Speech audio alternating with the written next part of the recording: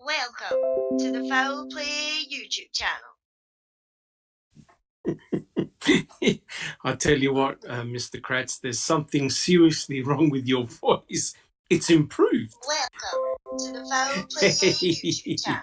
Hold on, let me fix up my volume here. Well, look, guys, welcome. It's good to be back, and what we're going to be doing is we're going to be continuing our reading with Uncle Ken, and we're on part 28. And if you remember, guys, from last time, we're on chapter 10 entitled The Decision. And chapter 10 is basically talking about Brendan Dassey, of course. My name is Dr. Silkman, and I'm from the Foul Play team. It's really good to be back. And all of us would like to thank all of our subscribers. If you really enjoy what we do in the podcast and also on our website and our Discord channel, please subscribe. We appreciate that a real lot. Make sure that you leave your DNA on the thumbs up button if you enjoy what we do, and turn on the notifications bell, and every time we do a video, an open mic or a presentation, you get notified.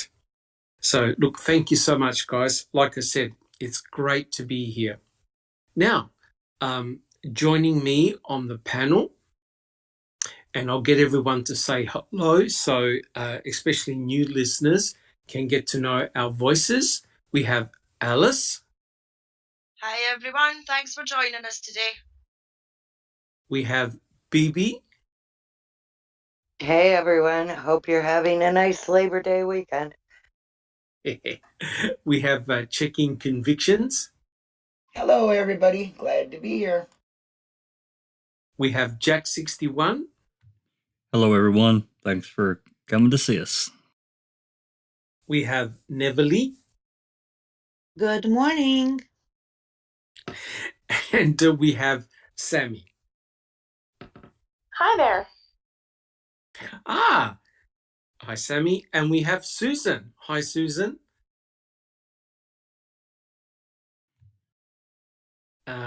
Susan, can you hear us? Good morning. There it goes. Good morning, Susan. Good morning. Glad that you made it. Oh, thanks. Okay, guys. We'll likely have Checking Convictions and Sammy checking out the chat. And guys, like per usual, if you've got any questions or anything that you would like us to discuss during the chat, don't hesitate. Write down your questions and we'll try and answer them during the podcast. All right. So, guys, what we'll do, we'll make a start. And for those listeners, especially our new listeners, I just want to give a little bit of a recap here to make sure everyone's up to date. Now, in this particular chapter, we're talking about Brendan Dassey, and Brendan Dassey is the nephew of Stephen Avery. Now, Brendan Dassey, at age 16, was arrested, and at age 17, he was convicted of first-degree murder, second-degree sexual assault, and mutilation of a corpse. Now, Brendan Dassey will be eligible for parole in 2048. He will be 58 years old. So remember, he was arrested at 16, and he's eligible for parole when he's 58 years old. Now, of course, those who have been following the case know that there's actually no incriminating forensic evidence against him, right? There's no evidence that actually links him to Teresa Halbach or any crime. He was convicted essentially on just his confession. So for me and for thousands of people all around the world, that's why this case is so fascinating, how someone can be convicted, essentially sentenced to life in prison on just a confession. There's no forensic evidence. Anyway, and again, this is relevant to the chapter that we're doing at the moment. Magistrate Judge William Duffin gave a writ of habeas corpus and he granted it, right? So essentially what he came up with, the conclusion that he came up with, was that Brendan's March 1st confession was involuntary, right? So that's a rather amazing finding by a magistrate judge. So that's where we're at the moment. And so what I would like to do, first of all, is I'm going to read out, this is from chapter 10, I'm going to read out a summary, a Judge Duffin summary of his report. And I quote, so I'm not going to ask any questions about this unless someone's got a comment. This was Judge Duffin's summary. I quote, rather than an intentional and concerted effort to trick Dassey into confessing, what occurred here may have been the product of the investigators failing to appreciate how combining statements that they already knew everything that happened with assurances that Dassey was okay and had nothing to worry about collectively resulted in constitutionally impermissible promises. So it was really on that fact that Judge Duffin granted writ of habeas corpus. And let me tell you right now, this set off a bomb. Now, guys, is there anyone on the panel who would like to actually make a comment about Judge Duffin's summary? Anyone like to make a quick comment? Jack 61. It's absolutely brilliant what he did. Yes, 100% correct, which is very interesting because even though Brendan Dassey went through several appeals, which were all turned down, it's rather remarkable that a magistrate judge, Duffin, was able to see through the deception, essentially, by Fassbender and Wiegert. And so he did grant the writ of habeas corpus, right? And let me tell you now, that set off a bomb. All right, guys. Does anyone have any additional comments? All right. Susan. Oh, I was just going to say, it's like the first time you see some common sense in this case and some truth and, just, That's correct. just the real truth. Justice. 100% Justice. Yes. Real justice. Yeah. Thanks, Linda. Correct. I'm speechless. Correct. So, yeah. Correct. Truth Okay. and justice. And apparently the judge took a long time to review the case, but he got it. He finally got it and understood it. And his decision set off a time bomb, a real big time bomb. Susan, do you have any other additional comments? Yes, it did set off a big time bomb, and I'll shut up. Thank you, Susan. And I quote, so we'll start the podcast proper here. This is Ken Kratz. I've made it a practice not to publicly criticize or second guess judges or discuss their possible motives for decisions they have rendered. But how on earth does that make sense? Talk about unreasonable. Dassey is too stupid to realize he is incriminating himself in a murder, but savvy enough to appreciate that the combination of, I quote, we already know, and you will be okay, means that he won't be charged with the murder as a result. And here's the question to the panel. Did Ken Kratz truly understand Brendan's intellectual limitations? Who would like to have a go at that one? Check 61. He absolutely understood it, and he used it. So did Fallon. He did the same thing. Gone, not so much, but those two absolutely knew, and they absolutely used it against him. Very good point. Very good point. Alice. Yeah, I second what Jack said. They knew fine well of Brendan's disabilities, and they used it to their benefit. They knew that they could mould him or put bits into his head. Very good point. I completely agree with Jack on that side of the things. They knew exactly what they were doing with Brendan. Yeah. That seems about right. That's just simply shocking. Checking convictions. Oh, I'm just pissed that he called him stupid. Yeah. That just pissed me off, and I agree with everything that they said before me. Thank you, checking convictions. What about yourself, Susan? Do you have a comment? Yeah, Kratz is an idiot, but he's not stupid. And he knew exactly what was going on there. Yeah. Yep, correct. 100% correct. Thank you, Susan. Jack 61. Susan will probably remember this from our reading a few weeks ago with Dr. Robert Gordon and what Kratz, he absolutely tried his best to make Brendan sound like just a normal kid, and he's not. But he tried, and he was pulling out all these different testing that the school had done. Of course, it wasn't nowhere near as in depth as what Dr. Gordon did, and he didn't really get to spend too much time with him. But Dr. Gordon knew within a very short amount of time that Brendan was good. He was a good kid, but he was slow, socially awkward.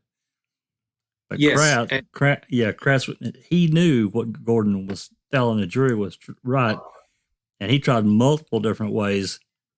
And not only during that testimony, but a little bit later, I think they had a discussion about these various tests that Kratz was trying to pull out and say, "Oh, he's just a normal kid." Yes, correct. And it's also very interesting how Fallon kept on calling Brendan Dassey Sir. Right? Oh my God, yes. That's what I was just going to comment on. Yeah, Me too.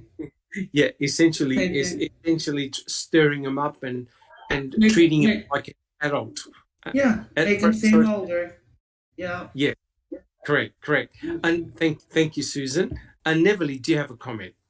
Yeah, what you just said, that Fallon, what he was doing, that was just really so sleazy to keep calling him sir, just to minimize the fact that he was 16 at the time.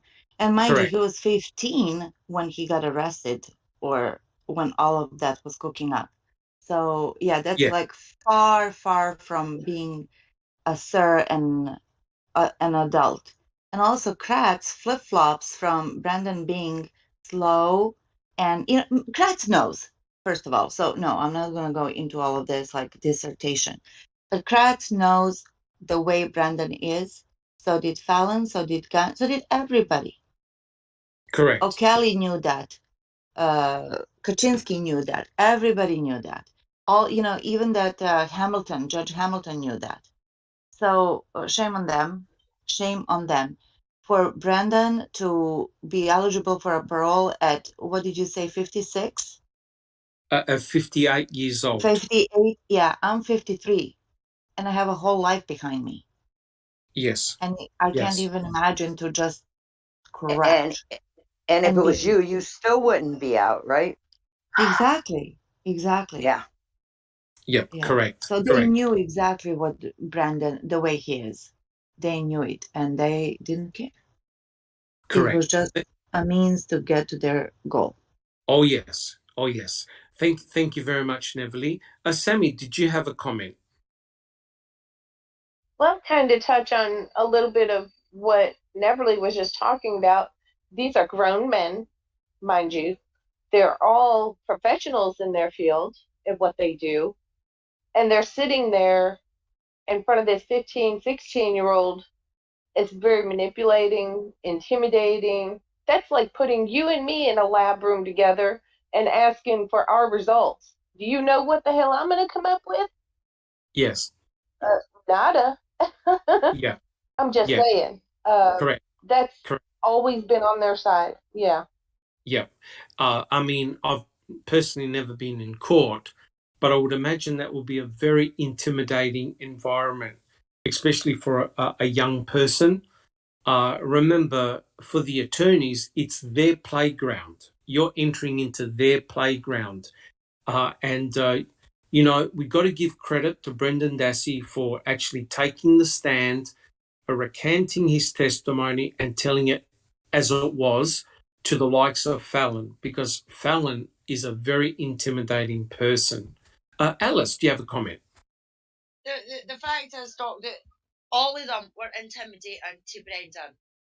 And as you say, yeah, Brendan deserves credit for going on that stand and telling everybody, look, it's not true, everything I said isn't true. But as Sherry Lynn says in chat, she says Kratz Hole was so butthurt that he had to write a book to try and vindicate himself.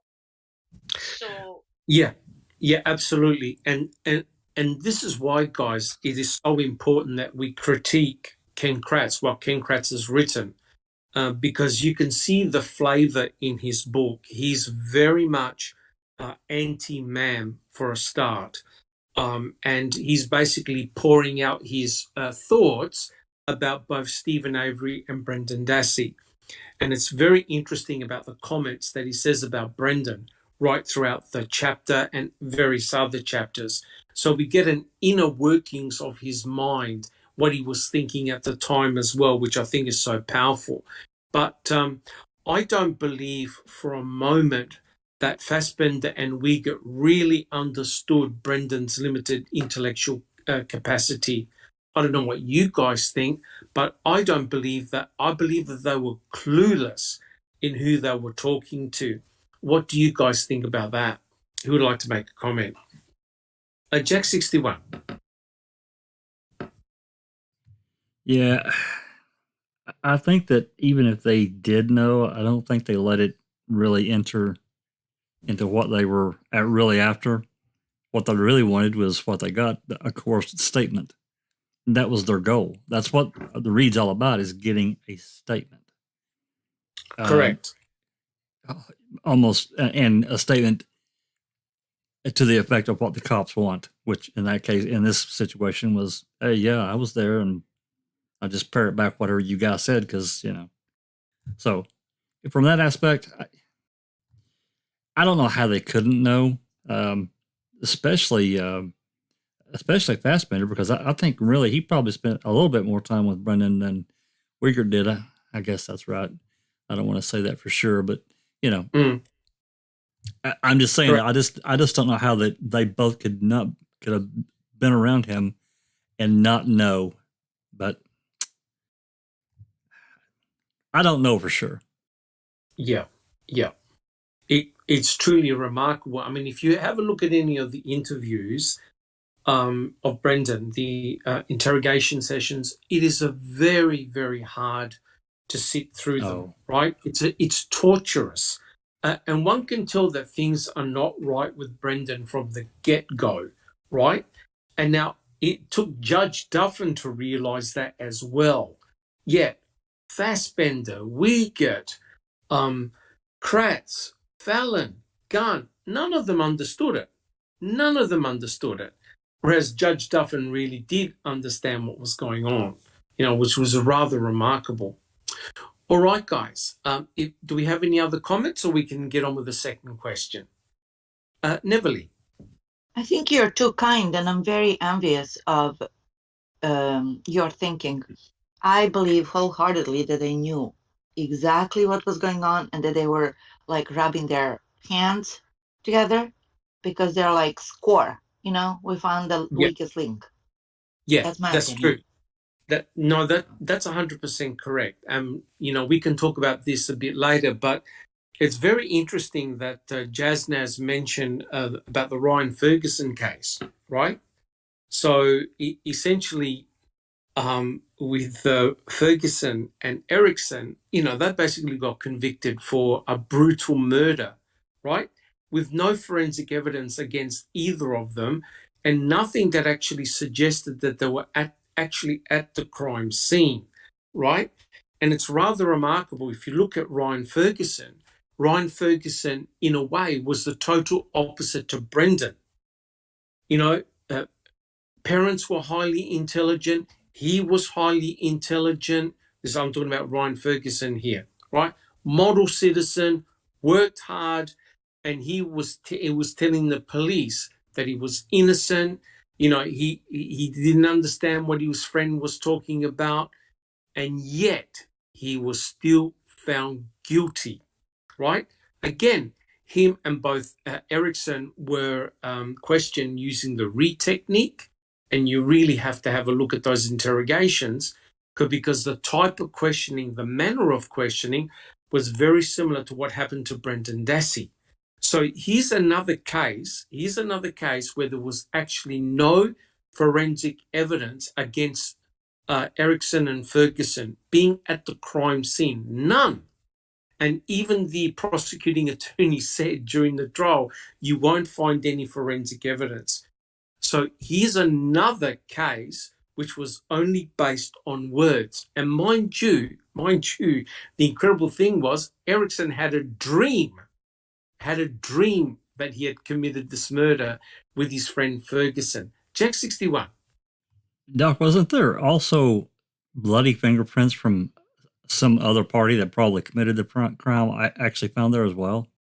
I believe so. There was a lot of blood at the crime scene. The poor guy, I think it was a news editor or reporter, he got hit in the back of the head with a tire lever, right? And there was blood absolutely everywhere, right?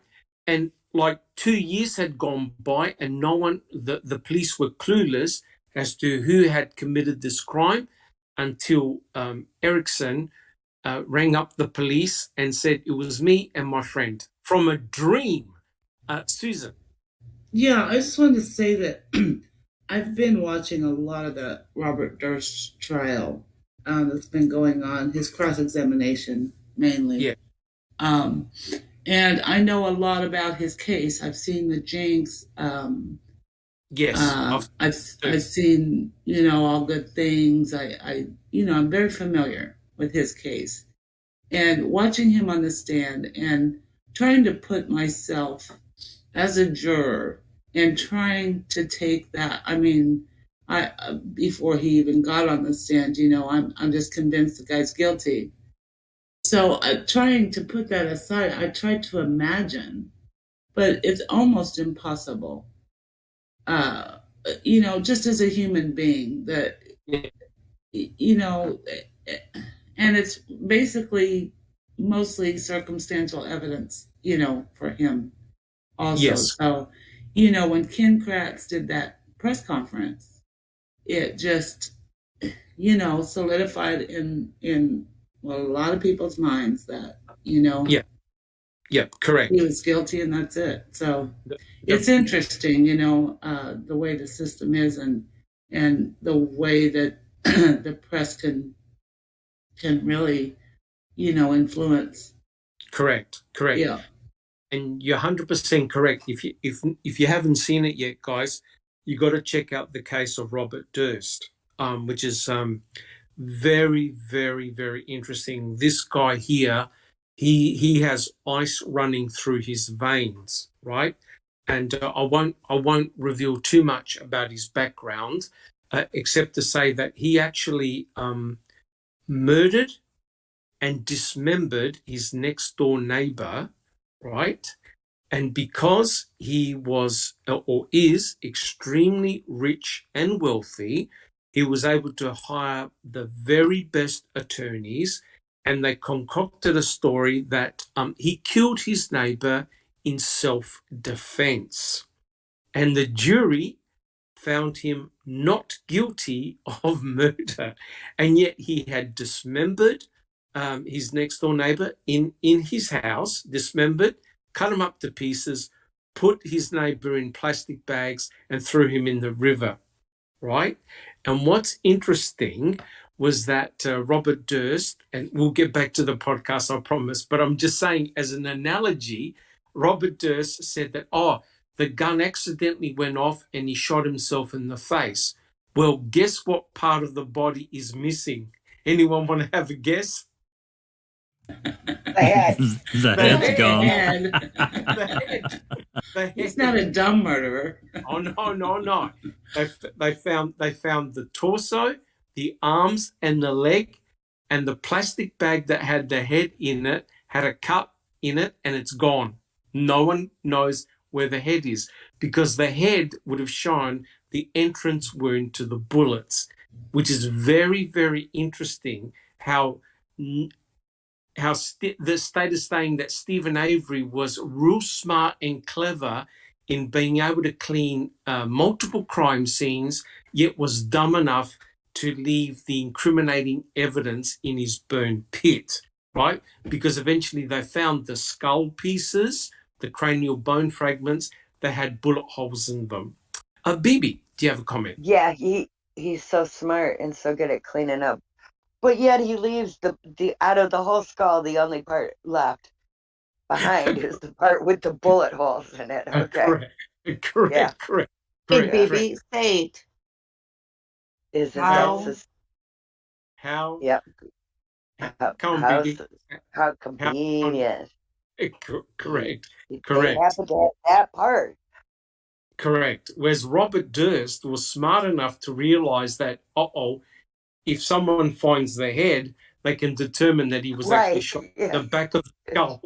So he actually recovered the head and hid it somewhere. No one knows where the head is. They found all the other body parts except the head, right? And Neverly, did you want to make a comment on Robert Durst? Not that I'm addicted or anything, like Susan, like any of us on the panel and in the chat, but guys, watch it. Watch it and watch it. So what's happening right now, the prosecution rests their case, so did the defense. The judge gave these explicit instructions to the jury. I've never seen such a thing. He went on and on for half a day, instructed them what reasonable doubt is, what beyond reasonable doubt is, what, if somebody lies, what do you do in that case. He was really, really good with those instructions. So it's all over YouTube. So please just punch in Robert Durst or California versus Robert Durst and you'll find it. It's amazing. So next week, maybe we should have a verdict. Yeah. Correct. Thank you very much, Neverly. Jack 61. Yeah, just right quick, just to say that if anyone out there hasn't watched The Jinx, it's on HBO Max. It's a 6-part series about what Doc was talking about a minute ago. It is really good, and it gives you some really good background on the guy. Yeah. It's if you ever want to see a true psychopath in live and go through all the interviews that he did and remain ice cold cool, except he got caught out, of course, and I won't say how. You just got to check out The Jinx. Simply brilliant, really well done. All right, guys. And so, as you can see, in our podcast, yes, we're talking about Brendan. Yes, we're talking about Stephen. But it's also important to talk about other cases as well, because what happened to Brendan, what happened to Stephen was not unique. It happens all the time. That's the sad part. All right, guys. So what we'll do the next quote. I quote, "The federal district court gave the state of Wisconsin 3 options. 1, release Dassey within 90 days. 2, appeal the court's decision to the Federal District Court of Appeals. Or 3, retry Dassey without using the March 1st statement." In September of 2016, Wisconsin Attorney General Brad Schimmel selected the second option. The Department of Justice appealed Magistrate Duffin's decision to the United States 7th Circuit Court of Appeals. Said Schimmel, and I quote, We believe the magistrate judge's decision that Brendan Dassey's confession was coerced by investigators and that no reasonable court could have concluded otherwise is wrong on the facts and wrong on the law. Two state courts carefully examined the evidence and properly concluded that Brendan Dassey's confession to sexually assaulting and murdering Teresa Halbach with his uncle, Stephen Avery, was voluntary, and the investigators did not use constitutionally impermissible tactics. Now, here's the question.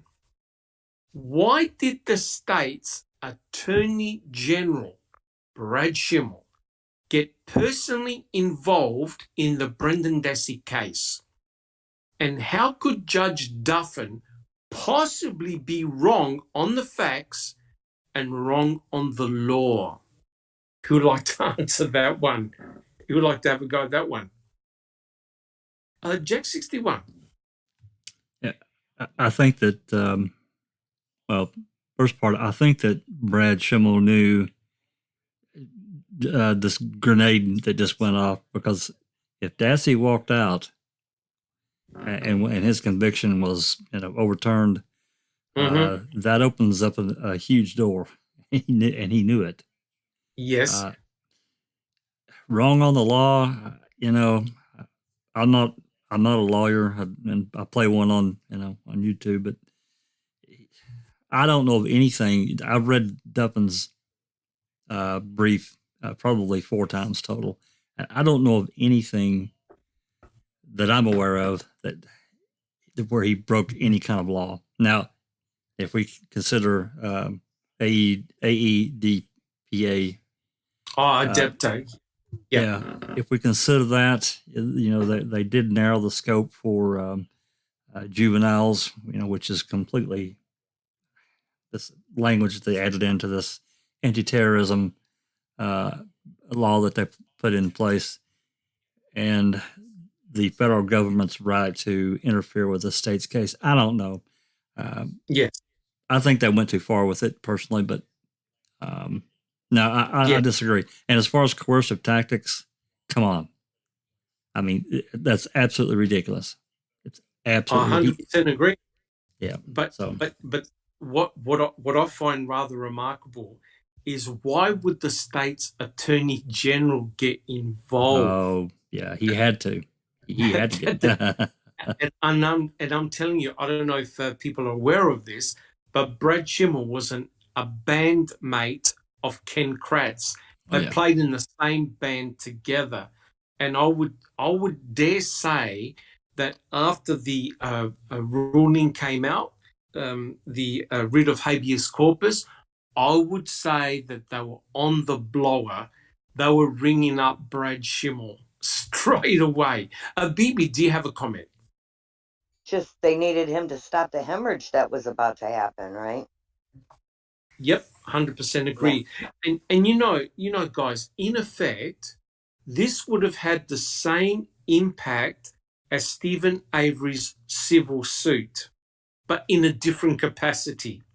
Because had Brendan Dassey been released, it really would have turned Wisconsin upside down.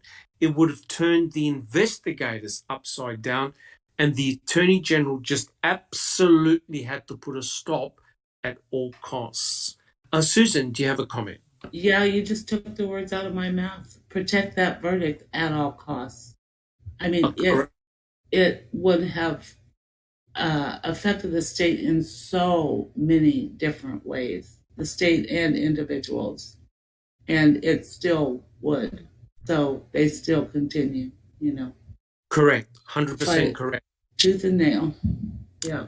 Yep, 100% correct. And it's very interesting the way he worded that. He didn't do anything constitutionally wrong. Well, by the law, you're right. They're allowed to coerce or to lie and, draw that confession out of him, Yes. by law, but their Yeah, laws are flawed. that's correct. That's correct. They are legally able to lie and trick Brendan Dassey, right? And that's exactly the point that Judge Hamilton said about the Reed technique, that both Fassbender and Wiegert, according to the law, they didn't break any laws. However, it was pretty obvious to those who had half a brain that Brendan Dassey was highly suggestible. So lying to him and giving him falsehoods, he couldn't tell the difference when they were lying and when they were telling him facts, right? He was very easily put astray. But Susan and everyone else has said it, they were protecting the verdicts at all costs. Alice, did you have a comment? No, everybody else stole my words. Oh no. Sorry. Bibi. I was just apologizing to Alice for everybody stealing her words. All right. Now, this is remarkable, and we actually covered this in a podcast. Brett Schimmel, he was the Attorney General, right, of the Wisconsin Department of Justice. Now, have a listen to this. The Wisconsin Department of Justice at that time employed 100 lawyers, 100 special agents. They had 3 crime labs, including the Wisconsin State Crime Lab, where Cherie Cohane worked. And they also held the office of the Solicitor General. So you've got this massive law institution, and the head of that, Brad Schimmel, got directly involved in the Brendan Dassey case, and he appealed the decision by Judge Duffin. And remember, he went on television, he promoted all this, he was saying the judge was wrong. So this was a real worry, right? This was a huge worry. All right, guys, do we have any additional comments? I'd just like to say, if Brendan did get out, he would be able to do interviews and talk, and people would be able to see how he is and realize that he's still that kid, in many ways. 100% correct. And so it wouldn't look good for them. It would not look good for them. No. And I think checking convictions has had some interactions with the Brendan Dassey. Is that true, checking convictions? Through letters, but mainly through the family, yeah. Yes. He's still the same kid. He is he's an adult body with a child caring, mentality. Well, correct. And he's smarter now. He's learned things. So, and he seems a little better with his verbalness. So he'd be able to explain better how he felt, what they did to him, what it was like being in there, being interrogated, Correct. It would not look good on them. No, and he's well represented, right, by Knight Rider and Drizzen, okay? Yeah. And I'm sure that they will be by his side if anyone was ever going to interview him. This time he's forewarned. He's forewarned this time, and he'd be very well represented. I meant like interviews by the press or whatever, it would not look good for them if he was out. He'd be free to, go on television shows, tell what happened to him. Correct. Yeah. And we saw what Stephen Avery did when he got released, and how he gave his displeasure with the sheriff and Vogel, right? So you could imagine that the MTSO would have been in damage control. They also would have been in damage control after Judge Duffin gave the writ of habeas corpus. That was like a bomb. If Brenda got out, If Brendan got Yep. out, his lawyers would be trying to sue them, and Correct. it Correct. still would look bad. That's why they It would. won't let him out. That's why he's Yeah. blocked So, everywhere. yeah. Correct. So in effect, Brad Schimmel was trying to keep Brendan Dassey in prison for life and never to see the light of day again. It's as simple as that. Thank you, BB. Jack 61. Can you imagine looking at it now and seeing Brendan sitting down with Oprah Winfrey for a 2-hour interview, and what she could draw out of him, exactly what BB said about how he was treated, and they sat down to do an interview, and then they talked to him before they turned the cameras on, and those words coming out of his mouth and how that would affect really the whole entire machinery. I mean, you said it. Why didn't Brad Schimmel assign one of his flunkies to handle that case? Oh, no. Oh, well, that's correct. That is correct. 100. Well, I just read to you how many lawyers that they've got representing the Wisconsin Department of Justice. But he became the personal spokesperson for the state, the Attorney General, right? Now, I don't know about in America, but in Australia, you rarely get the Attorney General being involved unless there is some type of massive public outcry regarding some conviction. So say a criminal commits a crime, and the judge, everyone was expecting the judge to give the guy 20 years. But the judge decided, I'm going to go lenient, I'm going to give him 5 years with 2 years probation. There's an outcry, right? And the Attorney General gets involved, overturns a decision or gets a decision overturned, says, no, he's got to go into prison for 20 years, right? So the Attorney General in Australia will only get involved in really obvious miscarriage of justice. Here, even though Judge Duffin, who's a magistrate, gave the writ of habeas corpus, which is very hard to obtain, Brad Schimmel was not happy with that decision. Alice. Yeah, I mean, this is just my opinion and my thoughts on the matter. What I think has happened is when Judge Duffin gave that ruling, Fallon, Gann, Kratz, they all crapped themselves and they got on the phone to Schimmel and saying, you need to get involved in this, because if this goes ahead, then the shit's going to hit the fan. So you need to step in, buddies, you're due me a favour. Do you remember back in 1970, whatever, I done this for you? Well, now it's time for payback. You need to step in and you need to stop this from going ahead, because if Brendan did get out then, like everybody else has been saying, Brendan did get out then, the amount of stuff that could have came out between doing interviews and things like that, and telling his story and still sticking to the same story that he's told at the beginning, that he went home, he played the computer till about 7 o'clock, then he went to his Uncle Stephen's, then his mum phoned, and all that kind of scenario, and he tells that all the time, then people will probably start listening to that and be thinking, oh, wait a minute, maybe he was innocent, and then it's going to get even more people looking into it than whatever people's looking into it now.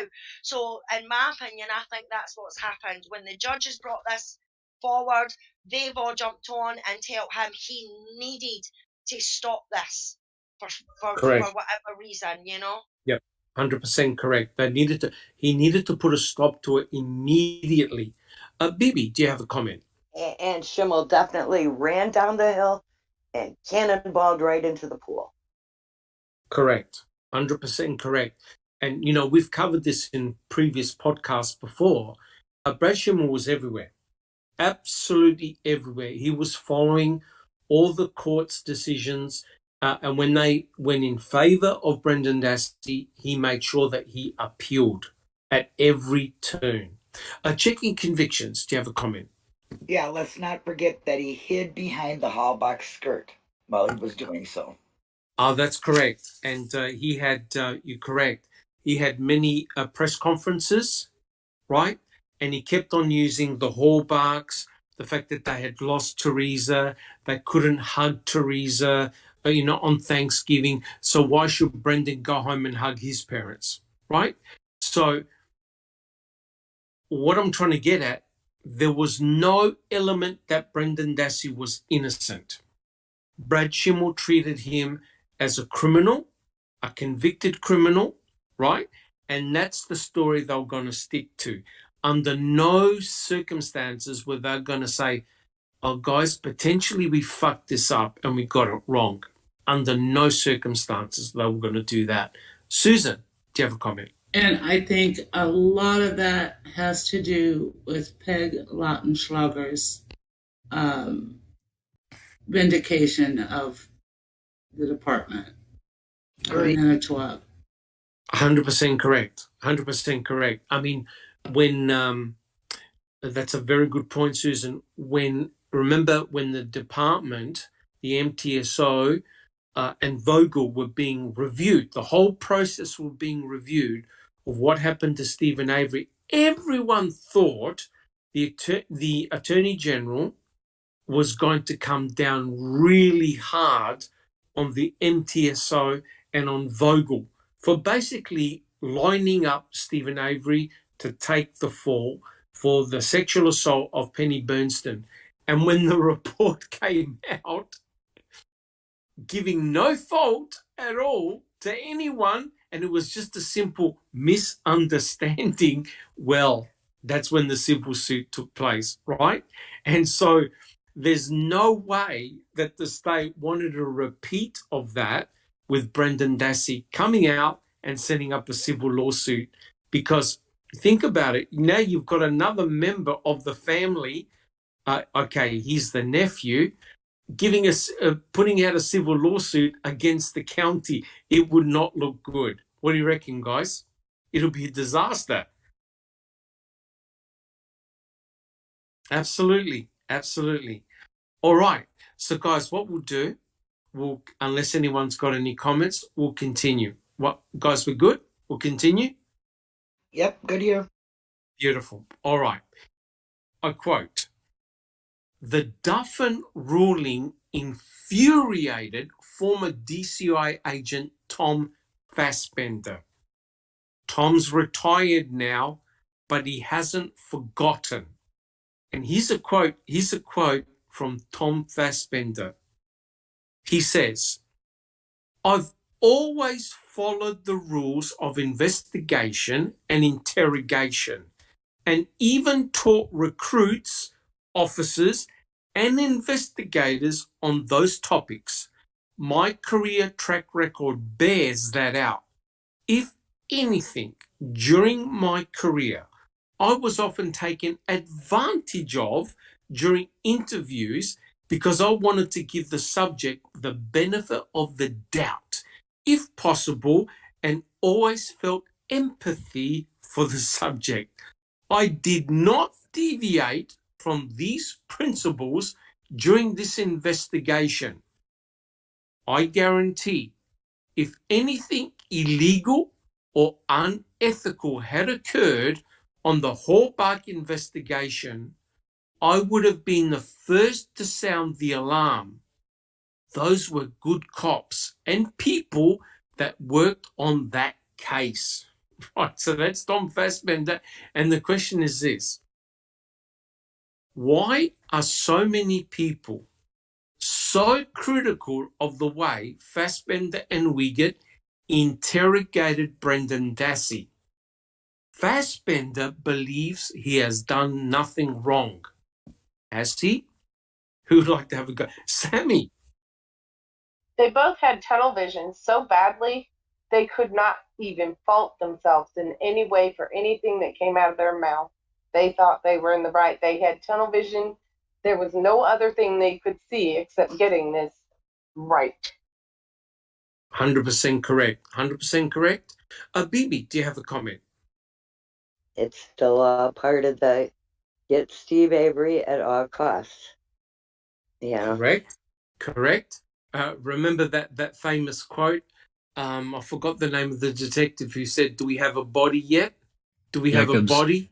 Jacobs. Yeah, Jacobs. Do we have a body? Do we have Stephen Avery in custody yet? Right? And that's before any forensic evidence was examined. So it goes to show that these guys, they were primed. They were primed. Check 61. Yeah, that quote that came from Fassbender. A lot of people don't understand a case that Fassbender worked on. I want to say it was 2000, 2001 time frame. He went undercover as a defense lawyer. Oh, yes. Posed as a lawyer to try and elicit information from a defendant. How that got through the courts and the Department of Justice or whatever didn't get in trouble for that. Come on. I mean, can you imagine a defense lawyer impersonating a judge or a prosecutor or even a cop? How much trouble they would get into? I mean, so for him to say that, he follows the laws, and that's basically what he's saying. Yeah. What? Yeah. It's comical. Correct. But Yeah. Sorry, Bibi. Yes, do you have a comment, Bibi? No, I just said, yeah, I agree. Yeah. Correct. Jack nailed it. Yeah. Yes, you got to understand.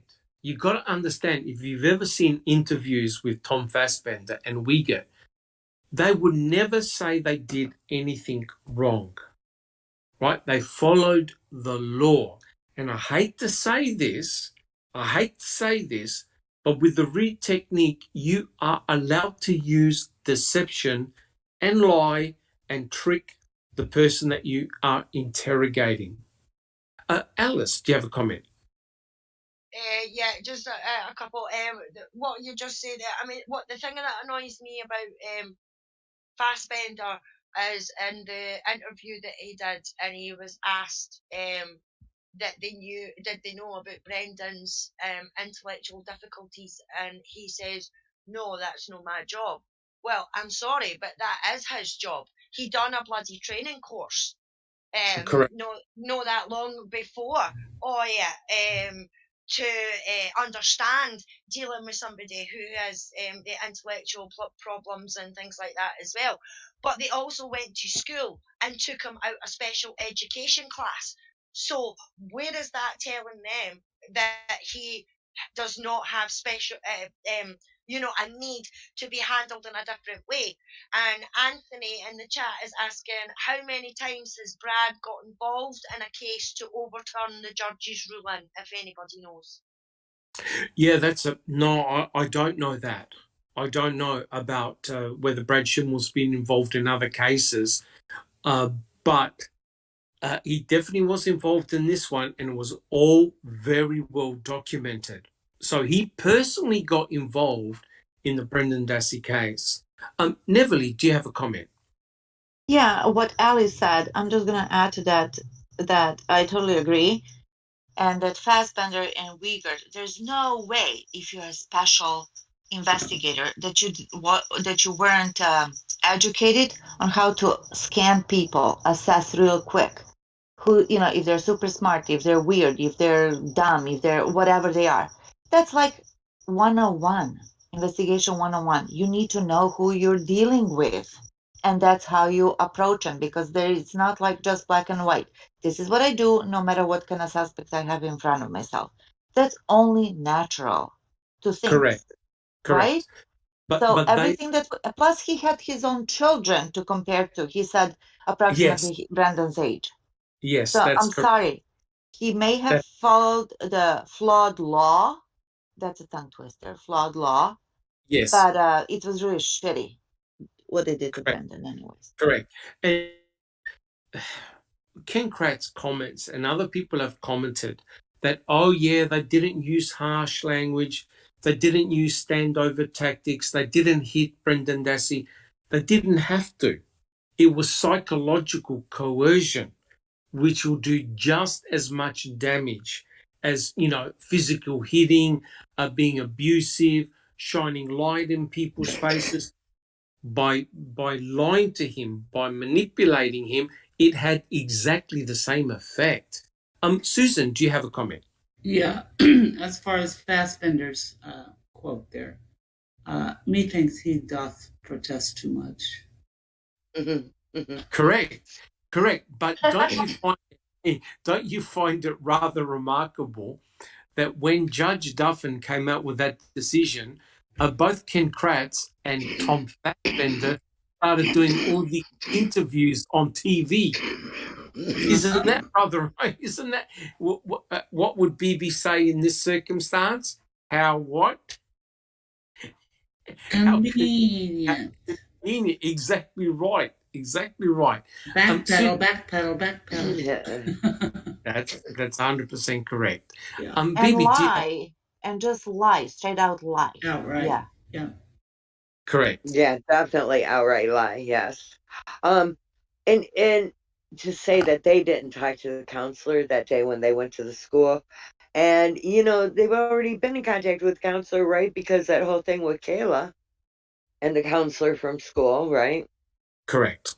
Yeah, that's correct. That's correct. And I'm sure the counselor told them that he's, in special education. Yeah. But what I think what they're trying to get at was that, he was in special education, but only for a couple of classes. And if you remember, I'm not sure who it was. It was Fassbender or Uyghur that asked him how he had gone in his school grades. And he goes, mainly D's and F's, which are all fails. And Fassbender and Uyghur said to him, oh, that's not too bad, as if trying to talk him up. The kid obviously was struggling at school. They do a thing. Oh, sorry. They do a thing where they mainstream them now. So hardly anyone is in special ed all day long. Okay, it's called mainstreaming, and they get an individual, an IEP, an individual educational plan, and in the homeroom they're in regular classrooms. Art, they might be in regular classrooms. They have different places where they excel. And then they have regular classes on those and go back for the reading or the math or, The whole idea behind that is that the inclusion is better for them than the separation. Right. To fit in with regular society, mainstreaming. They call it. And it's been that way for a long time here. So for them to say that, oh, he was just in a couple of special ed classes is irrelevant. If he had an IEP, he was in special ed. Correct.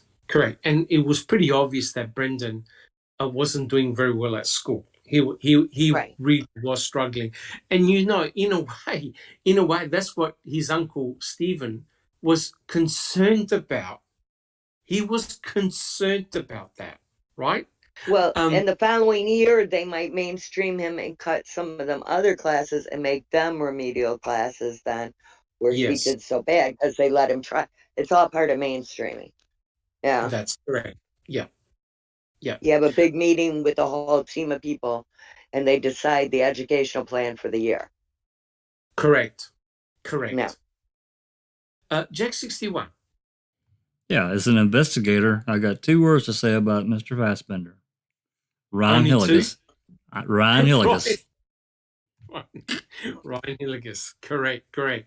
Oh, look, we know that so many corners were cut in this investigation, right?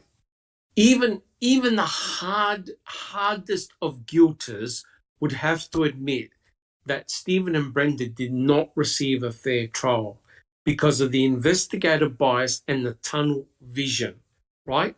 People that should have been looked at were not looked at and were given free passes. You had Ryan Hilligus and Scott Blodon in the victim's home for days doing whatever they wanted to, right? They could have changed evidence, they could have hid evidence, they could have destroyed evidence, and no one would know, right? Text messages go missing from Teresa Horbach's phone. No one owns up to it, right? and Ryan Hilligus was questioned with Scott Blowdorn together. They were never considered to be suspects, right? And if you don't carry out proper investigation, especially during the first 24 and 48 hours, your investigation falls to pieces, and it's going to be much more difficult. Sammy, did you have a comment? Well, I had a comment and a question. You know, all right, these guys are certified, and on all of these techniques that they use to interrogate people. And did they not come out with a new law or a new bill that these guys were certified in at this point in time? Are they not accountable for not applying that? I mean, I don't get this. And not to mention, people mention that he was in special ed or something. Let's forget about that and let's remember this. These are grown men who were professionals in their field. Yes. And this was just a kid. Yes. But you see, but Sammy, the issue, there are many issues here. Many issues here. The prize, so to speak, was to nail Stephen Avery, right? So they recognized very early on that Brendan Dassey was Stephen Avery's alibi, right? If in a court of law, Brendan Dassey goes up, hey, look, I did A, B, C, D with my uncle. We never saw Teresa Hobart. We never saw her vehicle, and that's it, right? It would have destroyed the case again, the state's case against Stephen, right? But unfortunately, Brendan wasn't smart enough to, stick to his story, have a parent with him, have a solicitor with him. He got bent by Fassbender and Wiegert. So they construed a story from him. They were guiding the story and they stitched it up. And the poor guy now is serving life in prison. Right? I just want to know where's the accountability for these grown men who were professionals, who were certified in knowing the techniques. Correct. I'm afraid for them. I would say they felt sorry for Brendan Dassey, but he was collateral damage. They could not let him go, because if Brendan had stuck to his story and said, look, this is what I did with my uncle, these are the times I did it with my uncle, we didn't see Teresa, we didn't see her Toyota RAV4, the case against Stephen would have collapsed because Brendan Dassey was with him at those critical times. And remember, Jody phoned Stephen up twice and spoke for 15 minutes. And so that worried the state because Jody said, I didn't hear anything nefarious going on. So the state, Ken Kratz in his book said that Stephen Avery was multitasking, right? So he was raping, torturing, murdering Teresa while cool, calm and collective talking to his fiancée. Okay, that's how mad it got. Ken Kratz called Stephen Avery the multitasking killer. That's how outrageous it got. Susan, do you have another comment? Yeah, I just wanted to say regarding Fassbender and Wiegert, the one fact in this case that cannot be explained is that Teresa's cell phone, her voicemail was accessed on the 2nd.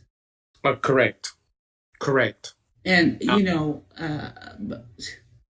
they did not investigate it, or they... No, they didn't. But sorry, Susan, but don't you find it remarkable how when that came up during the trial, Kratz asked the judge to get the jury out to be heard in the absence of the jury, and furthermore, he threw a tantrum. Because they were investigating this is a murder investigation, and someone was getting access to her voicemails on the 2nd of November. I think And the look on Kratz's face when that happened is because he Yep. shit his pants. Correct. Correct. 100% correct. Yeah. And, you know, and don't forget that Mike Horbach listened to all of the messages and they never asked him to disclose what were on the messages. That's right. And he deleted some. That's 100% correct. Correct. He didn't say he didn't No. confess to that. Yeah. No, correct. Everyone just happened to guess her password, which is remarkable. Thank you, Susan. Phoebe, do you have a comment? Yeah, Mystic Jinx thinks said the first 2 days of her missing should have been spent on a warrant at Teresa's home, and they should have gone through the stuff, not relied upon Ryan and Scott to give them what they wanted. 100% correct. Because remember what we get said when in Brendan's trial, they said, look, is there anything that links my client, Brendan Dassey, to the rape and murder of Teresa Horbach? And you know that Wiegert couldn't answer that. He just simply said they had 5 days to clean up. Right? That's the only answer he could give, because he couldn't say, no, that's correct. There is no forensic evidence against Brendan Dassey. Right? Alice, do you have a comment, Alice? Yeah, but I mean, what annoys me is they say, oh, they had 5 days to clean up. Did they buggery have 5 days to clean up? Because law enforcement were on that property from the 3rd. Correct. You know, so there was no 5 days to clean up anything. You know, and I'm sure if he did have 5 days to clean up, he would have cleaned up whatever he could, and he certainly wouldn't have left the RAV on the property the way it was left. You know what I mean? It just wouldn't have happened that way if he had the 5 days to clean up. So it annoys me when people say, oh, he had 5 days to clean up. No, they bloody didn't have 5 days to clean up, because the police were on that property from the 3rd. You know, yes, that's so correct. that annoys me. I mean, there's quite a lot that annoys me about this bloody case, but that's one of the things that irk me the most, is that everybody, including guilters and that, say they had 5 days to clean up. No, they never. Do your research, check it out, and you can see from the documentation and everything like that they were on that property from the 3rd. You know, correct.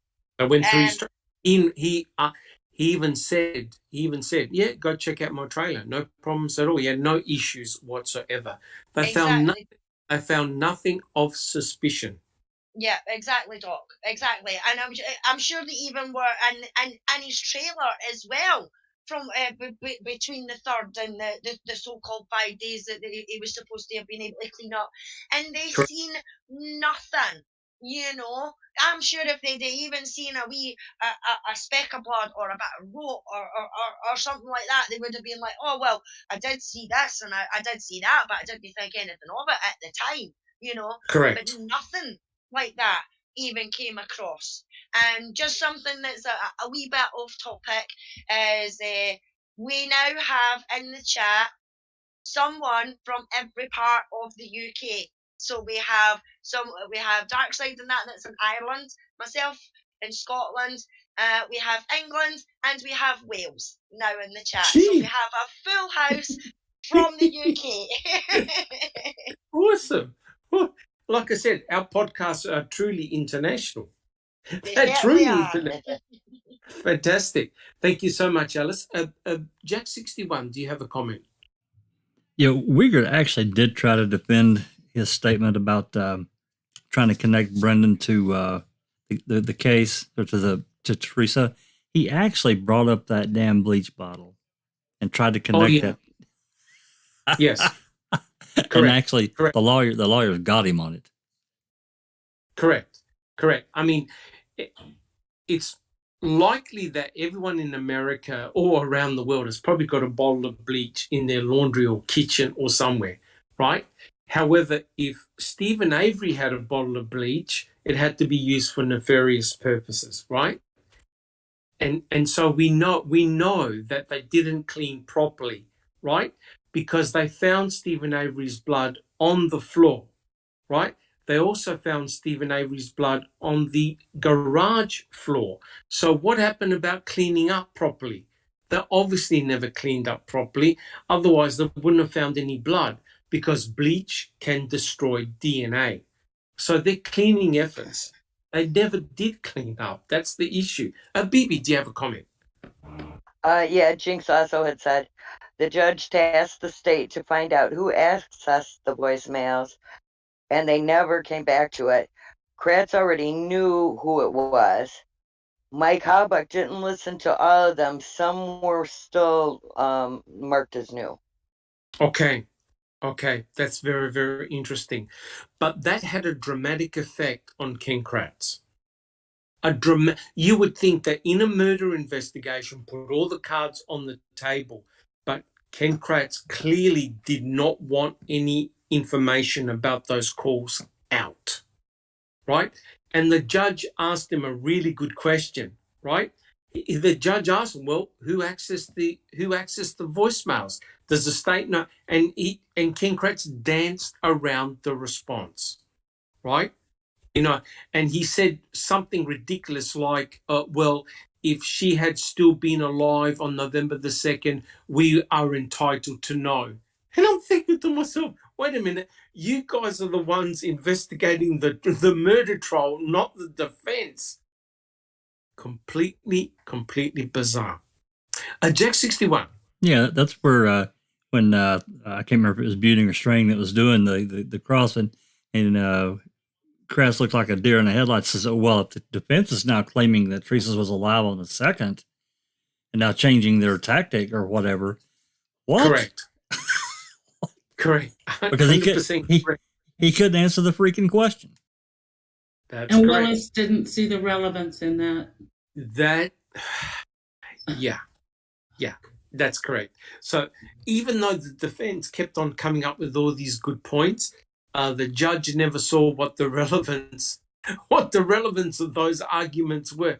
So in a way, poor Dean and Jerry, they were screwed. They were screwed. All right, guys, do we have any other comments, or can we continue? We can continue? Yeah? Okay.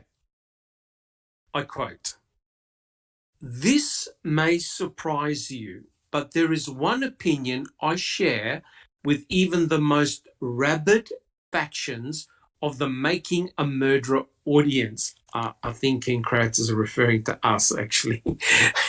And that is that Brendan ended up a sort of sacrificial lamb. We may disagree on who is responsible for this, but make no mistake, Brendan is a victim in his own way. And I have a lot of sympathy for him. I've said that for years.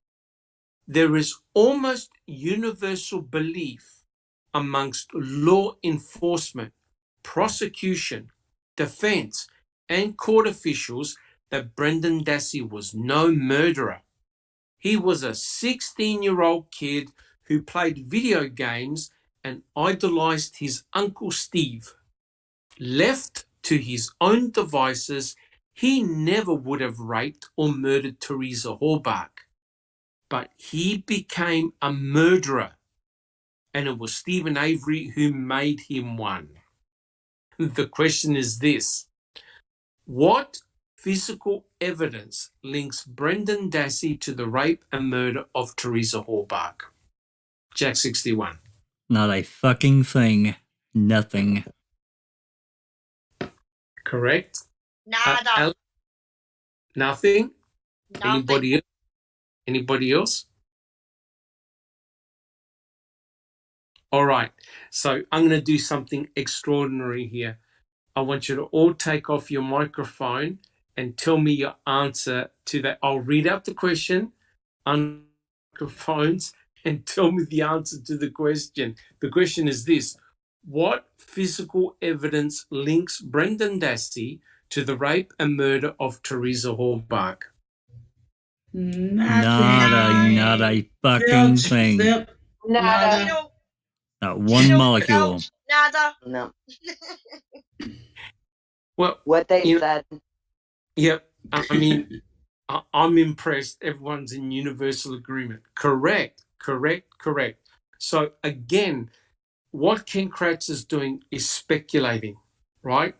And I find it amazing that he actually didn't say that in his book, that yes, he's made all these grandiose statements. And the interesting thing is this, right?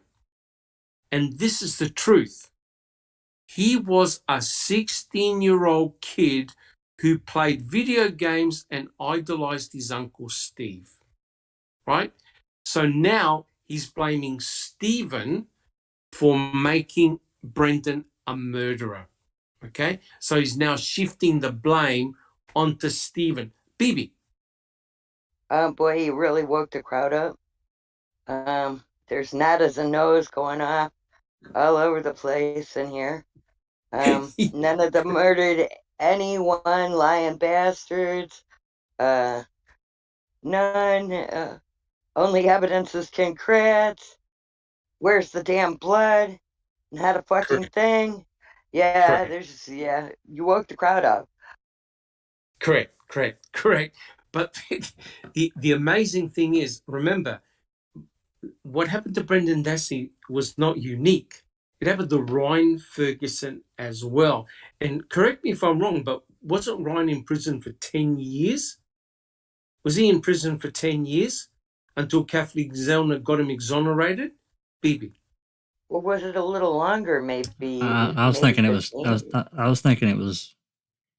It was somewhere around there. I was thinking 9, It's but you could be 10. right. He wrote Is it 10? He wrote a book. Yeah. There you go. Yeah. Okay. Now, Ryan Ferguson, did he?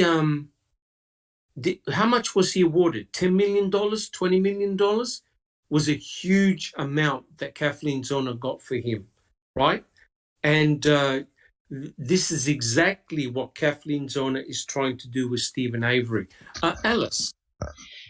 Just Mystic Jinx has just posted the statement from the court about the voicemail. I'll quickly give it a read out. All right, I'm guessing. I guess I'm having trouble tying its relevance or probative value. I am not going to allow it at this time, but I am not going to automatically exclude it either. I want a little time to think about it. I will give the state some time to see if they have an explanation for who listened to it or under what circumstances someone listened to it. But I'm having trouble seeing the apparent relevance of it at this stage of the trial. Correct. Yeah, correct. Unbelievable. Yes, that's how ridiculous it got. And Buting said, look, guys, we're in the middle of a murder trial and we still don't know who accessed her voicemails, right? And who was deleting their voicemails, the voicemails. So obviously, if you're deleting something, it's something that either you said or it implicates you. That's why you remove it. You're basically manipulating and destroying evidence, which is a crime. But no one did a damn thing, right? Again, tunnel vision, investigative bias. All right, guys, we'll do a couple of more questions. All right, I quote, as I told the jury at his trial, he was there and he helped. When he recanted his confession so completely, insisting in the end that he had not even seen evidence of the crime, which was an obvious lie, he left the prosecution with few options. He was offered a very fair plea agreement, serving as little as 15 years for his roles in the crimes in exchange for truthful testimony against his uncle. He could very well have enjoyed the majority of his adult life as a free man. And yet, it was his own family who pressured Dassey to turn down the deal. Why? And here's the question to the panel. Why would Brendan Dassey admit to crimes he was not involved in? And how could Brendan ever be a free man with serious convictions hanging over him? Who would like to have a go at that one? Jack 61. Yeah, that's pretty tough. But, when he says a plea deal and a sweet plea deal, little as 15 years, but as you just said, he carries that stigma of being a felon the rest of his life. He may even had to have registered as a sex offender for the rest of his life too. I don't know. For sure. Yes, for sure. So it really wasn't a deal at all. Maybe in his eyes it is, but it's just revolting to me. Just what they did to that kid. It's just revolting. If I think about it too much, I get nauseated. Seriously. Correct. But it's also insultive as well. Yeah, it's also insultive because now he's shifted the blame to Stephen Avery for making Brendan Dassey a murderer, and now he's going to blame his family for making sure that Brendan never took the plea deal. Right, Susan, do you have a comment? What his family said to Brendan: if you did nothing, do not take that deal. Correct. But remember, from Kratz's perspective, Brendan Dassey was guilty. Right. So they offered a lot. Now listen to this. They offered him a lifeline if he wrote a 1 or 2 page confession about what him and his uncle did to Teresa Horbach, signed it, and hence it could be used in court. And by doing that, by testifying against his uncle, they will go lenient on him and give him 15 years, right? And Kaczynski, O'Kelly agreed to it, except Brendan never took the bait. That was their plan from the beginning. That was the state's plan. They were sure 100% correct. Absolutely. 100%. Yep. 100% correct. That was their plan from day one, Susan. Correct. And Kratz waited up until right before Stephen's trial started, hoping that Brendan would come through with that plea deal. That's correct. Right. Except in the very last interrogation, Brendan started changing his story and started recanting. So basically it ended up being a shit show, and hence, Ken Kratz had no option but to do 2 separate trials, which really pissed him off. Bibi, do you have a comment? Thank you. A plea deal is only good if you're guilty. That's the only time you're, Correct. 100% correct. If you're guilty, yes, you take the plea deal, you do your crime, you do your time. But Brendan Dassey had committed no crime. Jack 61, do you have a comment? I did, but it escaped me. I had something I was going to add to what Susan said. Maybe I'll think of it. But okay. Oh, I know what it was. The only reason that in that whole May 13th interrogation or another coercion session was so Kratz could get a clean statement. That's what he wanted. And that's why I allowed it. He said that. Yes. And remember, he did a press conference. He goes, well, now I've got to go through the forensic route. In other words, using the forensic evidence against Stephen Avery. And he even admitted that the forensic evidence against Stephen was circumstantial, right? So it was a hard sell. He wanted a nice, clean confession from Brendan. So all he could do is say, Judge, I've got a signed confession. Thank you very much. Thank you, linesman. Thank you, ball boys. We can all go home. Put these 2 in prison, but give Brendan Dassey 15 years. That's it. That's exactly what Ken Kratz's plan was, and it backfired. All right, guys. Do we have any other comments? All right. Let's get on with the next quote. Now, I'm reading a passage. I'm not going to ask a question unless you've got a comment. This is before the next question. And this is important because this is Ken Kratz. Because while a plea agreement would have dramatically benefited Brendan. It would have just as dramatically hurt Stephen Avery's chances of acquittal. The planting defense advanced by Strang and Buting wouldn't carry much weight with a jury who hears the defendant's own nephew testify that he witnessed Stephen kill Teresa and mutilate and dispose of her body. So he's giving the reason why Brendan Dassey never took the plea deal. This is the next question, I quote. Stephen's defense, I believe, trumped all else. His high-profile exoneration and the civil lawsuit that followed brought him local celebrity and the promise of a significant windfall, money that was expected to flow in the direction of the Avery salvage yard. In a phone call on May 22nd, 2006, Stephen Avery tells Brendan's mum, Barb Yonder, Brendan can't take the plea deal, the plea bargain.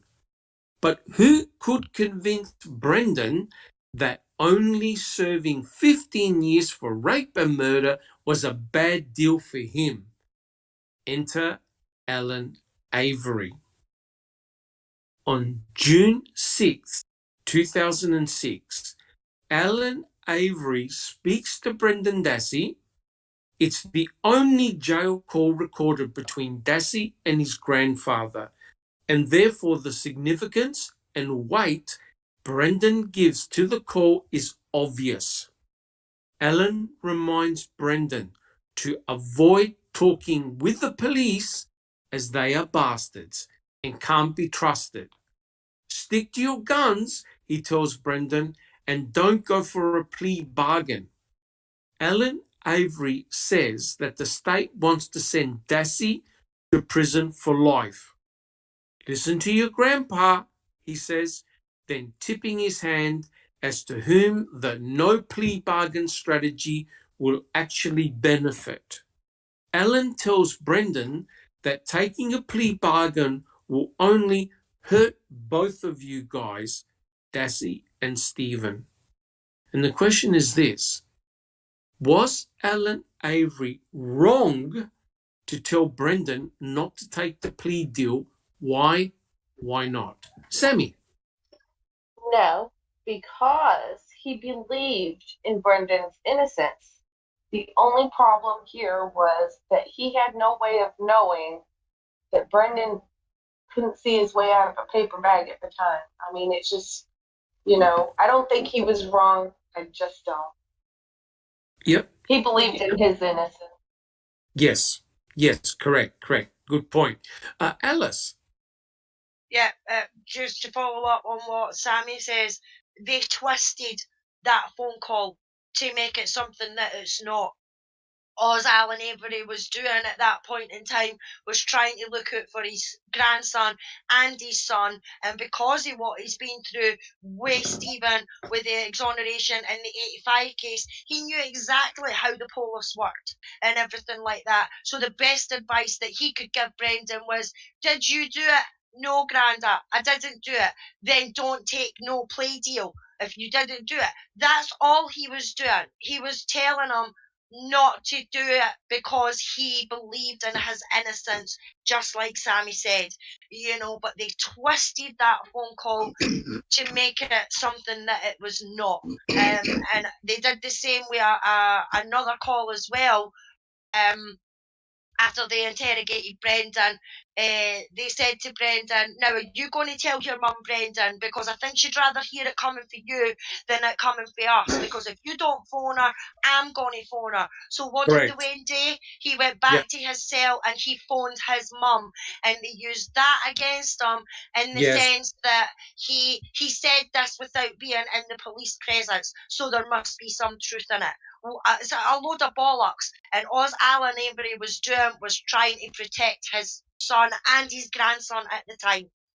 Correct, 100% correct. Really well said. Thank you very much, Alice. Bibi, do you have a comment? And Alan Avery has the brother who's in the police department, the sheriff's department. Arlen Avery, right? Correct. Correct. So he knows how they work, and he knows that you shouldn't take a plea deal if you're not guilty. 100% correct. Is that was that He was Ellen's? cluing his grandson in on how things work, That's clearly. yeah. Arland was Ellen's brother. Is that correct? Yeah. Yeah, and he was in the MTSO himself, right? So they had law enforcement in the MTSO that exactly. were related. That were It related. wasn't anything sinister. Grandpa was cluing his grandson in Correct. on how it works, Correct. But To the get amazing the plea, you got to agree that you were guilty, at least to some degree, right? Correct. So now, not only was Ken Kratz blaming Stephen Avery for converting his nephew into a murderer, he's now blaming Papa Avery, Bob Avery. for convincing Brendan not to take a plea deal, and because it would hurt both Brendan and, of course, Stephen. And you're 100% correct. Alan and Dolores saw this whole thing fall out in 1985. Before, yeah. Yep. Flashbacks, So, right? Yes. So Stephen kept on saying, Mom, Dad, I never did this. I never did this. And the MTSO just simply turned a blind eye until Stephen got exonerated. Alice, do you have a comment? Yeah, I mean, correct me if I'm wrong, Doc, but in the 85 case, Alan's brother, the police officer, was one of Stephen's witnesses. So it didn't matter whether he was part of the MTSO or not. They wouldn't have believed it anyway, you know what I mean? Correct. Because he was one of the witnesses and he was one of them, and they still didn't believe it then. That's correct. In actual fact, it was so bad. Stephen actually had 16 material witnesses. 16 that could account where Stephen was all day, for the entire day. However, Tom Kasurik and obviously Vogel convinced the jury that, look, they're family members, they're protecting Stephen, blah, blah, blah. When Stephen got arrested on that night, they came to his house and arrested him, and they put him in prison. He was not permitted to talk to his family. You know why? Kasurik said it's because he's going to try and establish an alibi with his family. So he wasn't even permitted by law to phone even his wife. That's how bad it got. Bibi. Well, and several of them witnesses, I think it was 4 of them maybe, were part of a concrete company that was bringing the concrete there. That's so correct. They weren't family, and they said the same thing. That's correct. And plus, Stephen Avery had a receipt of a shop where he had gone shopping to prove that he was, in this location. He was nowhere near the beach, but still they tried to work out some bizarre timing scenario. Well, they had to drive the whole way, far, 10 miles an hour or higher or something, to be able to perform it. That's correct. That's correct. While leaving 5 children and his wife. So that's how bizarre it got, right? So Alan, being the grandfather, would have told Brendan, hey, if you didn't do this, do not own up to it. Whereas Ken Kratz is trying to make it nefarious by saying, well, you just cost your grandson, life imprisonment. That's the way Ken Kratz works. All right, guys. Well, look, I'm a little bit conscious of the time. How about if we do one more question? Guys, are we happy with that? We're all good? Sure. Yeah. We'll do one. Oh, yeah. Sounds good, Doc. Beautiful. Yeah. Okay. So I quote, Brendan Dassey complies. Dassey's new lawyers decide to go to trial and have not been shy about disclosing that Dassey's family would not allow him to accept a plea bargain. Brendan is convicted, of course, and sentenced to life in prison. the lamb was laid down. His uncle made him a murderer. His family helped send him to prison. And sadly, depending on the federal appeals court, may have tossed away the key. I often wonder how Brendan feels now about the advice furnished by his loved ones. oh boy. And the question is this: how could Kratz imply that it was Brendan's family that sent him to prison? Who like after Jack 61? Blame shifting, son of a bitch. That's all he's doing. He's shifting that blame from what they freaking did over to the family and everyone else. They're the ones that did it. Correct. It's almost as though he's begging forgiveness for putting Brendan in prison. Putting Brendan in prison, he's begging forgiveness and understanding, right? Sammy, do you have a comment? Yep. What you just read is exact. It's just the perfect definition of everything that Kratz is and does. He will not, he cannot accept what they did to this family. And he's turning around and pointing the finger back at them when they have destroyed these people. Correct. It almost sounds like victim blaming, right? Because when you think about it, the whole family are victims. They're victims of the system. And if you notice, Ken Kratz blamed Stephen Avery, and now Ken Kratz is blaming Papa Avery. He's blaming everybody else that it was their fault that got Brendan life in prison. Bibi.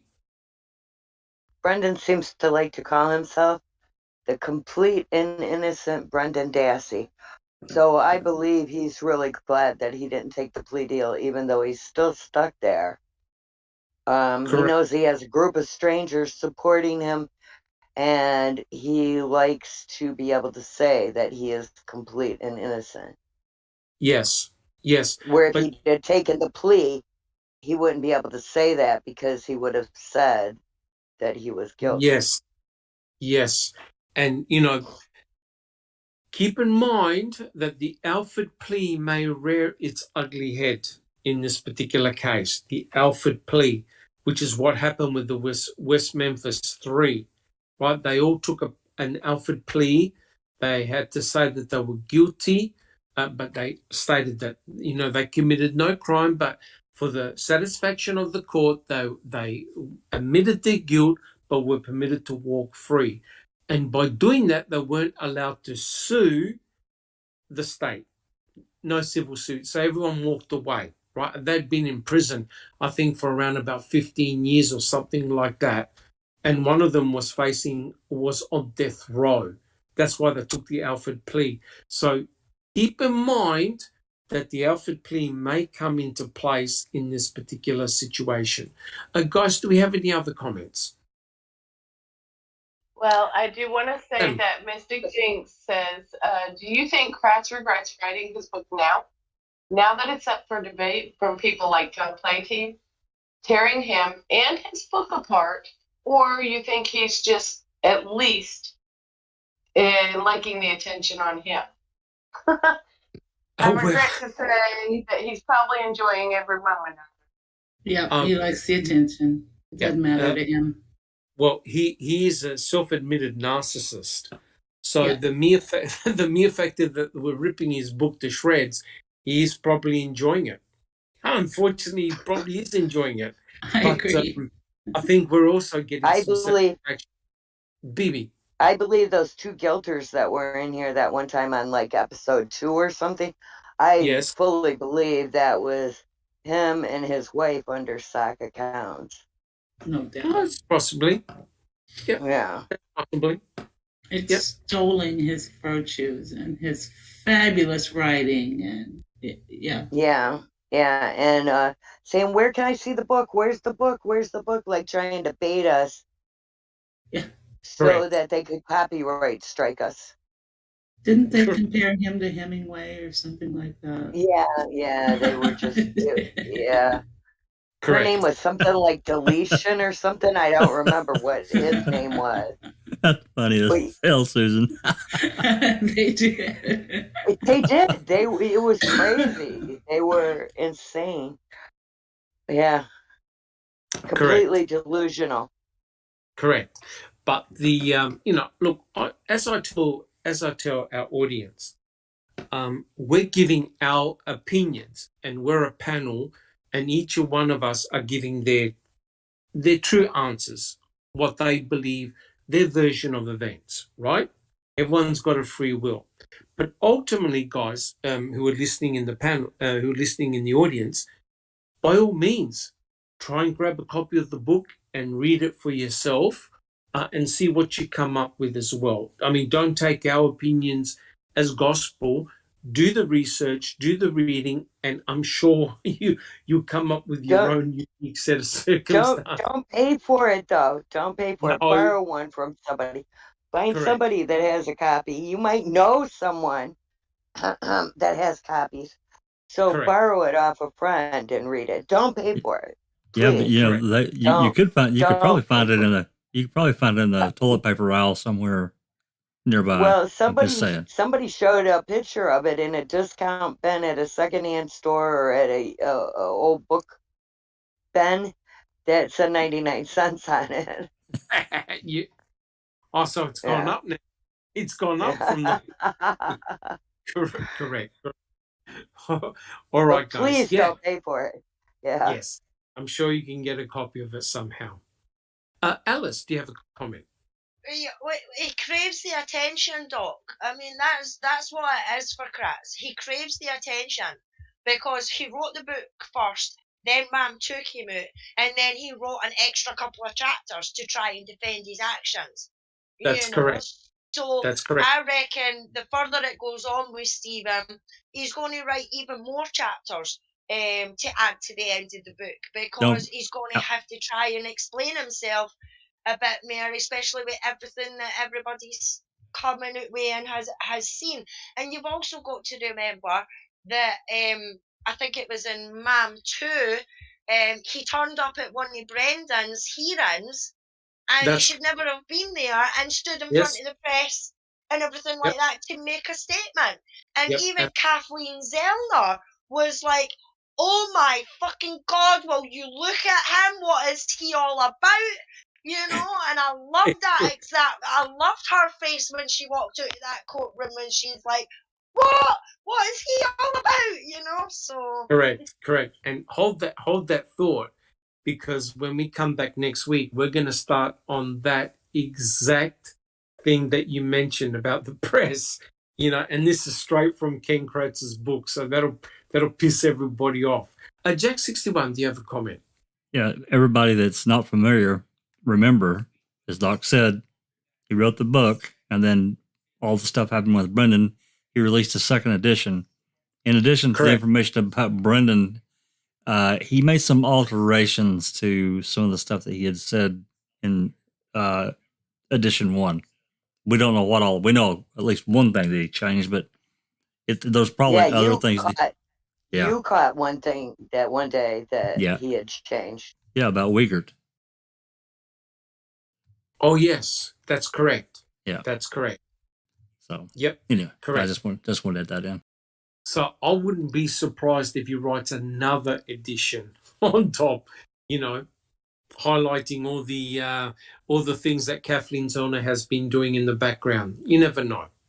Well, look, all right, guys.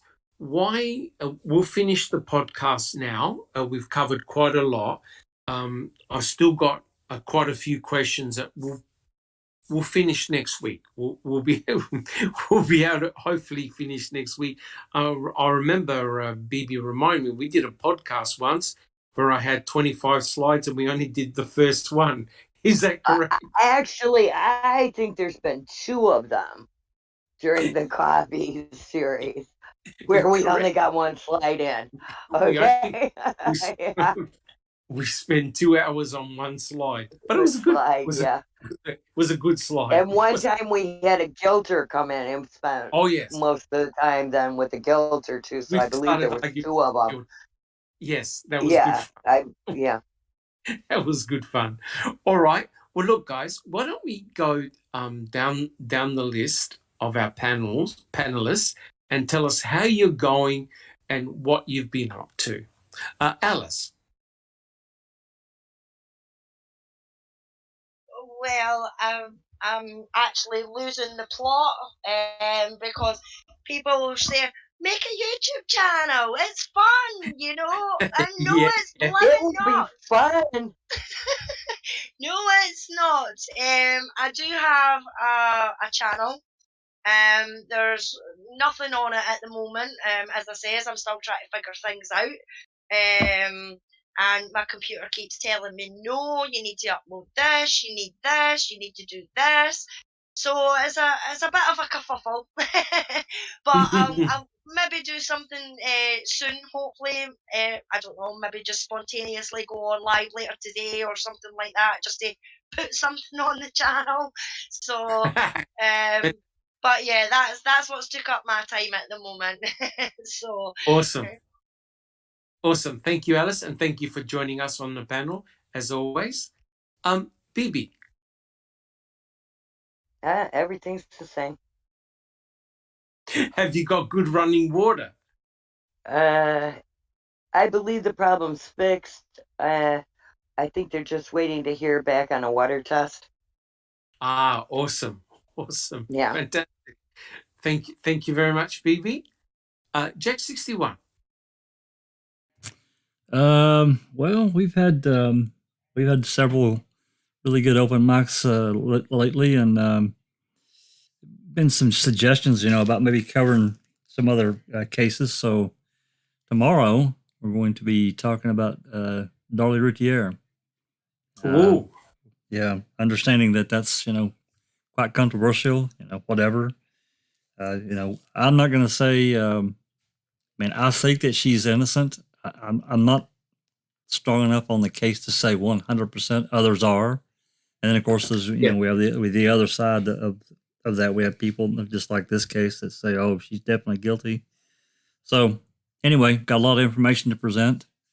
We'll try to get as much in as we can. Of course, it's not like these cases, but it's a big case. So I know we can't cover everything. Yeah, it's big. Yeah, sure is. Want to get that going. And one other thing that I'll go ahead and say, I haven't really talked to, Zoe knows and a few others, but I've been trying to get I've got some FOIA trouble that I'm actually going to escalate to the DOJ because I just think what's being done is wrong. And I'll probably go a little bit more into detail about that tomorrow and explain it. Okay.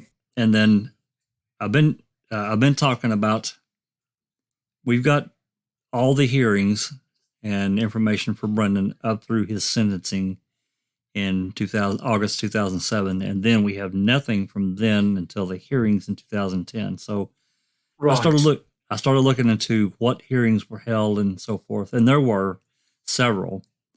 And I talked about this a little bit the other day. There were several that were sealed. They were ex parte and they were sealed. Come to find out, I have been in touch with the MTSO, Barbara Pimperin, that she's the clerk and she gets all this stuff. 2 of these hearings have never been transcribed, so I'm not paying for. We're not paying for those because that's $275 a page untranscribed. That's a hell of a lot. Yeah, but there's one on June 30th, 2009. It's 83 pages. I'm going to get it, and there's a few more. It's total of I can't remember, probably close to 100 pages or so of hearings and so forth that we do not have. I'm really interested in this ex parte. Awesome. Chances are that June 30th, 2009, I'll read it first, but chances are I'm probably going to do it in an open mic setting. So we'll see, though. Fantastic. Looking forward to that one, Jack 61. Thank you so much. Yeah, the last few open mics were really awesome. You know, a lot of good discussion. Fantastic. Neverly, how about yourself?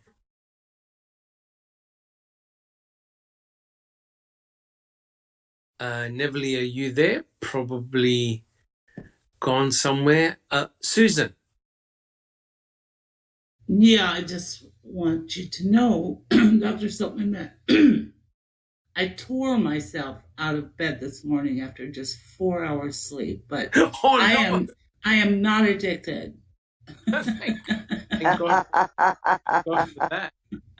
I think where Neverly is, it's still early in the morning, so she may have gone back to bed. Right.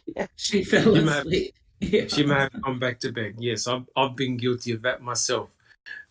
Thank you so much, Susan. Sammy, how about yourself? I'm doing quite all right. I've been working a lot, so I've been tired a lot. But I'm good. How are you? Awesome. Look, improving, getting better every day. This week has been a good week, and I go back to the hospital in about 3 weeks' time, so just doing treatments. It's a very slow process, but doing all the right things, and I'm on antibiotics again, so fingers crossed that things will get better. But yeah, we're hanging in there. But I've watched a lot of documentaries.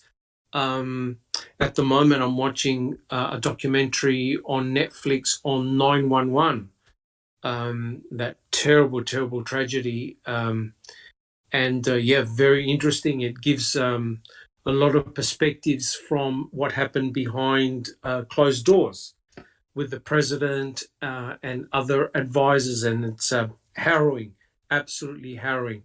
I've also watched a couple of documentaries on true crime, the Durst one, which was truly fascinating, and I also saw one, The Monster in the Shadows, or something like that, about the missing teenage girl. It was a 3-part series.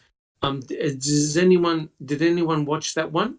Monster in the Shadows, or something like that. I think Jack 61, you may have streamed that one. I did. Yep. Yeah. Look, truly very, very shocking and very bizarre. Frightening, absolutely frightening. But again, yeah, so I've been watching quite a few documentaries, reading a lot, and yeah, just trying to keep myself busy. All right, guys. Well, look, first of all, I'd like to thank our faithful listeners who came to the podcast. Thank you so much for being such loyal supporters. If you like what we do, please subscribe. Make sure that you leave your DNA on the thumbs up button and turn on the notification bell. So when we produce a presentation or a YouTube presentation, you'll get notified. And also just to let you know that on our website, we've now got a forum, and I'm one of the mods on the forum, and I receive a notification, all the mods do, if there's a new posting, and we'll try and answer your questions there on the forum as quickly as we can. So, check it out on our homepage, our webpage, where you'll find a lot of very useful information. Bibi, do you have a comment? People are using it and posting there now already. Fantastic. People have started using it. Yeah. Yes. I've answered a few questions already. Fantastic. Keep it coming, guys. Whatever topic you want to talk about, go for it. And so thank you very much, guys, for joining us on the podcast. I'd like to thank our excellent panel for giving us their time and their wisdom on this case. The important thing is, like Checking Conviction says all the time, keep on saying Brendan Dassey's name, don't forget him. And I think we're doing that by going through Ken Kratz's book and just showing just how ridiculous some of the statements that Brendan makes, that Ken Kratz makes about Brendan and his family. All right, guys. Look, thank you so much. And we will catch you all next week. Take care, guys. This has been a Foul Play production.